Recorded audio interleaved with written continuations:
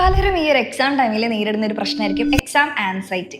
അപ്പോൾ ആ ഒരു ആൻസൈറ്റി റെഡ്യൂസ് ചെയ്യാൻ വേണ്ടിയിട്ട് കുറച്ച് ടിപ്സാണ് പറഞ്ഞു തരാൻ പോകുന്നത്. ഇനി എക്സാമിന് അത്യാവശ്യം ദിവസങ്ങൾ നമ്മുടെ മുന്നിലുണ്ട്. അപ്പോൾ ഈ ഒരു സമയത്ത് നിങ്ങൾ ചെയ്യേണ്ട കാര്യം പ്രിപ്പയർ ഇൻ അഡ്വാൻസ്. എക്സാം സമയം ആവാൻ വേണ്ടി വെയിറ്റ് ചെയ്യരുത്. വളരെ നേരത്തെ തന്നെ പഠിച്ചു തുടങ്ങിക്കഴിഞ്ഞാൽ ലാസ്റ്റ് മിനിറ്റിൽ നമുക്ക് ഓടേണ്ട അവസ്ഥ വരില്ല. അപ്പോഴാണ് സ്ട്രെസ്സും ടെൻഷനും ഒക്കെ വരിക. അപ്പോൾ ഇപ്പോഴേ നിങ്ങൾ എന്ത് ചെയ്യുക, നിങ്ങൾ കറക്റ്റായിട്ട് ഒരു ഓർഡർ മെയിൻറ്റെയിൻ ചെയ്ത് പഠിച്ചു തുടങ്ങാം. ഇനി നിങ്ങൾ ചെയ്യേണ്ട കാര്യം സ്റ്റേ ഓർഗനൈസ്ഡ്. അതായത് നിങ്ങൾക്ക് പഠിക്കാനുള്ള കാര്യങ്ങളൊക്കെ ഇന്നിപ്പോൾ നിങ്ങൾ പഠിക്കാനിരിക്കുകയാണെങ്കിൽ അതൊരു ടു ഡു ലിസ്റ്റ് പോലെ നിങ്ങൾ ഇന്ന് ഇത്രയും ചാപ്റ്റേഴ്സ് ഇല്ലെങ്കിൽ ഇത്രയും ടോപ്പിക്കുകൾ കവർ ചെയ്യുന്നുള്ള കാര്യം ഒരു ലിസ്റ്റ് എഴുതുക. എന്നിട്ട് ചെയ്യുന്ന ടാസ്കുകളൊക്കെ കഴിയുമ്പോൾ ടിക്കിട്ട് പോവുക.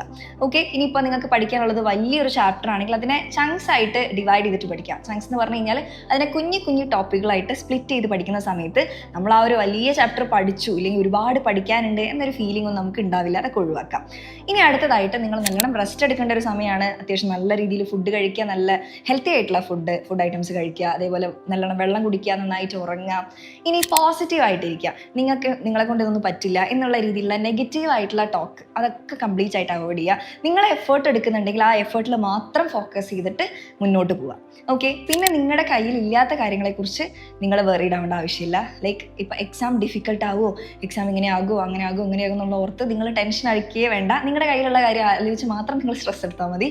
അപ്പോൾ ഇപ്പോഴേ പഠിച്ചു തുടങ്ങുകയാണെങ്കിൽ ഒരു സ്ട്രെസ്സും ഒരു ആൻസൈറ്റി ഇല്ലാതെ നല്ല രീതിക്ക് നിങ്ങൾക്ക് എക്സാം എഴുതാൻ വേണ്ടി പറ്റും. അപ്പോൾ നിങ്ങളുടെ ഫ്രണ്ട്സിനൊക്കെ ഷെയർ ചെയ്ത് കൊടുക്കുക, പേടിച്ചിരിക്കുന്ന ആൾക്കാർക്ക് ഷെയർ ചെയ്ത് കൊടുക്കുക. സോ നന്നായിട്ട് പഠിക്കുക. കൂടുതൽ ടിപ്സിനൊക്കെ വേണ്ടിയിട്ട് ജസ്റ്റ് ഒന്ന് കമൻറ്റ് ചെയ്യുക.